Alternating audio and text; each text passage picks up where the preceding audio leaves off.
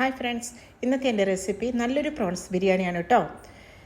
അതിന് വേണ്ടിയിട്ട് ഞാൻ എടുത്തു വെച്ചിരിക്കുന്നത് കഴുകി വൃത്തിയാക്കിയ പ്രോൺസ് 1/2 കിലോ. അതിലോട്ട് 1 table spoon Kashmiri chilli powder, 1/2 table spoon cornflour and salt ആവശ്യത്തിന് കേട്ടോ.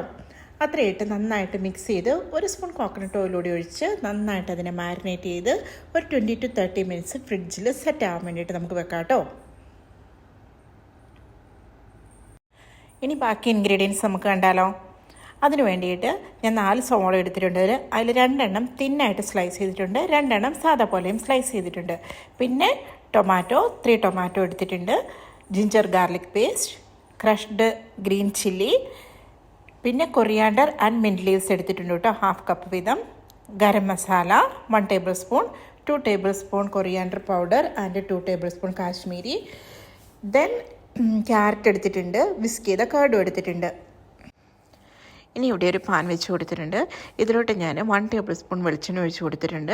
എന്നിട്ട് മാരിനേറ്റ് ചെയ്ത് വെച്ചിരിക്കുന്ന പ്രോൺസിനെ എടുത്തിട്ട് തിരിച്ച് മറിച്ച് വിട്ടൊന്ന് ഫ്രൈ ചെയ്തെടുത്ത് ഒരു സൈഡിലോട്ട് മാറ്റി വെക്കുന്നുണ്ട് കേട്ടോ. ഇനി നമുക്ക് അടുത്തായിട്ടൊരു പാൻ വെച്ച് കൊടുക്കാം.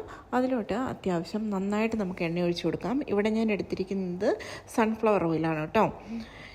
ഇനി ഇതിലോട്ട് തിന്നായിട്ട് സ്ലൈസ് ചെയ്ത് വെച്ചിരിക്കുന്ന ഒനിയൻസ് നമുക്ക് ഇട്ട് കൊടുക്കാം. അതിന് നന്നായിട്ടൊന്നൊരു ഗോൾഡൻ ബ്രൗൺ വരെ കളറാകുന്നോടം വരെ നമുക്കൊന്ന് ഫ്രൈ ചെയ്തെടുത്ത് ഒരു സൈഡിലോട്ട് വെക്കാം. ഇനി അതുപോലെ തന്നെ നമുക്ക് ക്യാരറ്റ് ഫ്രൈ ചെയ്യാം. ദെൻ നമ്മുടെ കാഷ്നട്ട്. ഇനി ഇതിനെല്ലാം ഒരു സൈഡിലോട്ട് വെച്ചിട്ട് ഈ പാൻ മാറ്റിയിട്ട് ചൂട് കട്ടിയുള്ള വേറൊരു പാത്രം വെച്ച് കൊടുക്കുക. അതിലോട്ട് നമ്മൾ 1 ടേബിൾ സ്പൂൺ വെളിച്ചെണ്ണ ഒഴിച്ച് കൊടുക്കുന്നു. ശേഷം പെരിഞ്ജീരകം ഇട്ട് കൊടുക്കുന്നു. ദെൻ ക്രഷ് ചെയ്ത ചില്ലീസ് ഇട്ട് കൊടുക്കുന്നു. ബാക്കി ഉണ്ടായിരുന്ന ഒനിയൻസും സോൾട്ടും കൂടി ഇട്ട് നന്നായിട്ടൊന്ന് മിക്സ് ചെയ്യുന്നു കേട്ടോ. ഒപ്പം ജിഞ്ചർ ഗാർലിക് പേസ്റ്റും കൂടി ആഡ് ചെയ്ത് കൊടുക്കുന്നു.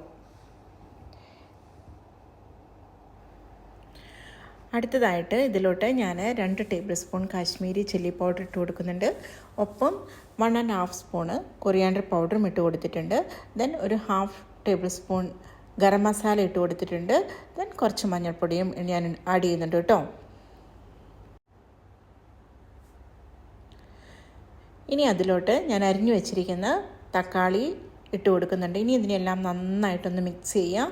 ഒപ്പം ഞാൻ കുറച്ച് ചെറിയ ജീരകത്തെ പൊടിച്ച് വെച്ചിരിക്കുന്ന ജീരകം പൊടിച്ചതും കൂടി ഇട്ടിട്ടുണ്ട് കേട്ടോ.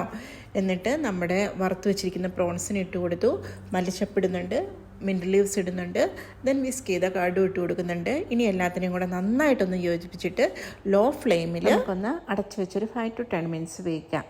അതിനുശേഷം നമ്മൾ വേവിച്ച് വെച്ചിരിക്കുന്ന നമ്മുടെ ബസ്മതി റൈസ് എടുത്തിട്ട് ബോട്ടം കട്ടിയുള്ളൊരു പാനിൻ്റെ അകത്തോട്ട് മാറ്റുക. ആദ്യത്തെ ലെയറിൽ കുറച്ച് റൈസ് ഇട്ട് കൊടുക്കുക. അതിനുശേഷം നമ്മൾ വേവിച്ച് വെച്ചിരിക്കുന്ന മസാല ഇട്ട് കൊടുക്കുക. ദെൻ വീണ്ടും ലെയറായിട്ട് നമ്മുടെ റൈസിനെ ഇട്ട് കൊടുക്കുക. ഒപ്പം നമുക്ക് നമ്മളെടുത്ത് ഫ്രൈ ചെയ്ത് വെച്ചിരിക്കുന്ന ക്യാരറ്റും ഒനിയൻസും പിന്നെ മല്ലിച്ചപ്പും പുതിനയിലയും ഒക്കെ നമുക്ക് ഇട്ട് കൊടുക്കാം കേട്ടോ, നമ്മുടെ ഇഷ്ടത്തിനനുസരിച്ചിട്ട്.